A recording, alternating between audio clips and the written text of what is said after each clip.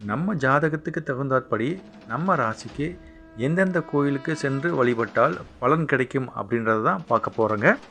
மேசராசிக்காரர்கள் ராமேஸ்வரத்தில் உள்ள ராமநாத சுவாமி கோயிலுக்கு சென்று வழிபட்டால் பலன் கிடைக்கும். அடுத்தது ரிஷப ராசிக்காரர்கள் திருப்பதியில் உள்ள ஸ்ரீ வெங்கடாசலபதி கோயில் சென்று வழிபட்டால் பலன் கிடைக்கும்.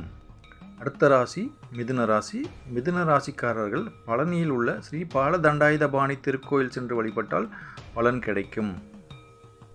அடுத்த ராசி கடகராசிக்காரர்கள் ராமேஸ்வரத்தில் உள்ள ராமநாத சுவாமி கோயில் சென்று வழிபட்டால் பலன் கிடைக்கும்.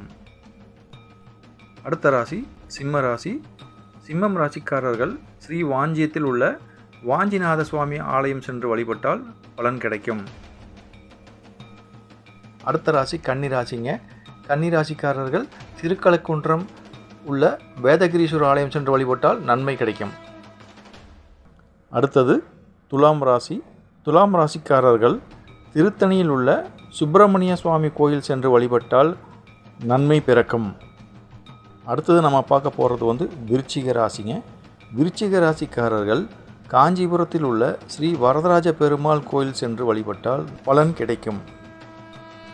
அடுத்த ராசி தனுசு ராசிக்காரர்கள் மயிலாடுதுறையில் உள்ள மயூரநாதர் கோயில் சென்று வழிபட்டால் பலன் கிடைக்கும். அடுத்த ராசி மகர ராசிக்காரர்கள் சிதம்பரத்தில் உள்ள தில்லை நடராஜர் கோயில் சென்று வழிபட்டால் பலன் கிடைக்கும். அடுத்து நம்ம பார்க்க போகிற ராசி கும்பராசிக்காரர்கள் ஸ்ரீதேவி பட்டணம் அதாவது உலகநாயகி அம்மன் ஆலயம் சென்று வழிபட்டால் பலன் கிடைக்கும். அடுத்து நம்ம பார்க்க போகிற ராசி மீனராசிக்காரர்கள் வைத்தீஸ்வரன் கோயில் சென்று வழிபட்டால் பலன் கிடைக்கும்.